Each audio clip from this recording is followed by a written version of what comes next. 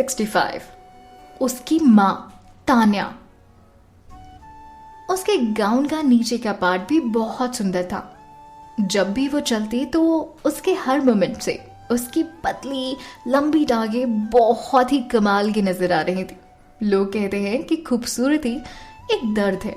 तभी तो उस रात तान्या ने खुद को और खूबसूरत दिखाने के लिए 10 सेंटीमीटर ऊंची रेड कलर की हील्स पहनी हुई थी। आज तान्या को बहुत प्रिटी, बहुत ब्यूटीफुल दिखना था। किसी और के लिए नहीं, सिर्फ आरव के लिए। वो बिल्कुल नहीं चाहती थी कि उसे इस तरह से बदसूरत देखकर आरव को एम्बैरेसमेंट झेलनी पड़े। इसलिए उसने सुंदर दिखने के लिए कोई कसर नहीं छोड़ी थी। हालांकि तान्या ने रेड कलर पहना था, पर फिर भी वो उस पर भड़कीला बिल्कुल नहीं लग रहा था, बल्कि वो गुलाब जैसे कलर में गुलाब से खिल खिल के बहुत खूबसूरत दिख रही थी। उस ड्रेस की वजह से तान्या में और भी ज्यादा कॉन्फिडेंस दिखाई दे रहा था। उसमें सूरज जैसी चमक नजर आ रही थी। उन दोनों गार्ड्स ने उस रात उसे खूबसूरत औरत बिल्कुल नहीं देखी थी। वो काफी हैरान थे उसकी खूबसूरती देखकर, बल्कि उन दोनों में उसे खूबसूरत औरत अपनी जिंदगी में कभी ना देखी हो ऐसे फील किया। वो अपने दिल की धड़कन को महसूस करके अपने मन में सवाल पूछ रहे थे, यार ये है कौन? तभी प्रखर अपनी चालाक मुस्कुराहट के साथ कहता, दीदी काश मैं भी आपके साथ अंदर चलकर वो पल देख पाता जब अनु की नजर आप पर पड़ेगी। आज उसे पता चलेगा कि आखिर तान्या है कौन। शायद अब उस अनु को समझ में आ जाए कि क्यों उसे उसकी बहन को छोड़ी हुई ट्रीज मिली है। बहुत शौक है ना उसे आदित्य के साथ रहने का। ये आदित्य वही है जिसे मेरी बहन ने छोड़ा है, और अब आदित्य को भी कहीं ना कहीं पछतावा जरूर होगा कि उसने अपनी बेहद खूबसूरत एक्स वाइफ को ऐसे ही जाने दिया। उसे रोकने के लिए एफर्ट नहीं किया, कभी उसकी कदर नहीं की। अगर उस वक्त प्रखर के ऊपर तान्या की जिम्मेदारी ना होती तो वो उसके पीछे उनका रिएक्शन देखने के लिए जरूर जाता। लेकिन उसे अपनी तान्या दीदी की बात मानकर बाहर रहना ज्यादा जरूरी समझा कि वक्त जरूरत वो वहां पर रह सके, ताकि कोई भी सिचुएशन हो वो हैंडल कर सके और अपनी तान्या दीदी को सेफली वहां से निकाल सके।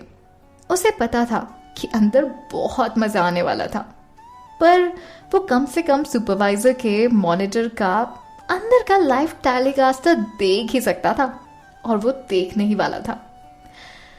तान्या को उन लोगों के रिएक्शन से कोई मतलब नहीं था। वो बस वहां इसलिए गई थी ताकि अपने बेटे यानी आरव को बर्थडे विश कर सके। तभी तान्या प्रखर से कह दिया, मैं अंदर जा रही हूँ, ठीक है? ठीक है दीदी, पर अपना ध्यान रखना। प्रखर ने सिर हिलाया और उससे कहा। तान्या अपना गाउन फैलाते हुए होटल के कारपेट पर चलते हुए अंदर जाने लगी। तभी एक गार्ड उससे कहता है, मैडम प्लीज अपना।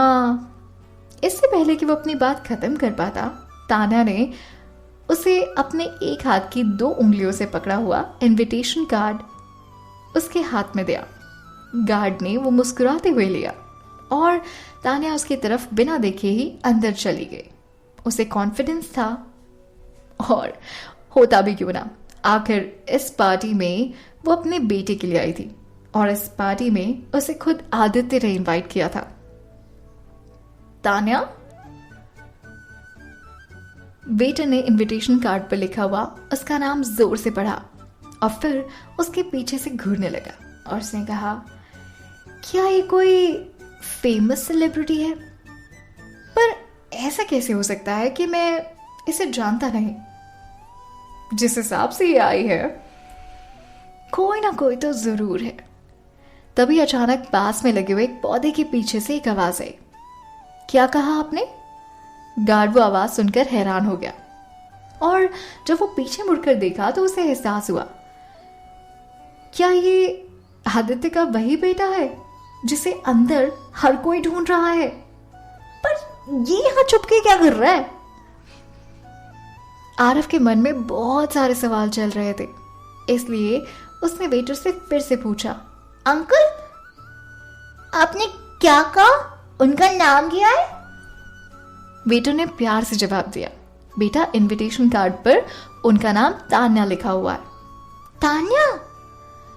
आरव ने अपनी आंखें साफ की और फिर तान्या के पीछे पीछे वो भी चलने लगा। अंकल, ये आंटी तान्या है ना? यही तान्या है ना? वो औरत तान्या है, उसकी माँ। हालांकि आरव को उसकी माँ का फेस याद नहीं था। वो काफी छोटा था जब तान्या और आदित्य का डिवोर्स हुआ था, पर हाँ, उसका नाम वो बहुत अच्छे से जानता था। उसे याद था कि उसकी माँ का नाम तान्या है। उसने तब से तान्या का नाम अपने दिमाग में बिठा लिया था, जब से उसके परिवार ने उसे ये बताया था कि उसकी माँ का नाम तान्या है। आरव को बिल्कुल भी उम्मीद नहीं थी कि उसकी माँ अचानक से होटल में उस पार्टी में आएगी, उसकी बर्थडे पार्टी में। पर वो यहाँ क्या कर रही है? क्या मेरे बर्थडे पार्टी के लिए आई है? उस बच्चे की आंखों में एक चमक थी, अपनी माँ से मिलने की चमक। वो उस गुलाब सी ड्रेस में बड़ी कमाल की लग रही थी। अपनी माँ को अंदर जाने से रोकना चाहता था आरव, पर ऐसा कर नहीं पाया, क्योंकि वो लोग उसकी बर्थडे पार्टी के नाम पर उसके पापा यानी कि आदित्य और अनु आंटी की शादी अनाउंस करने वाले थे।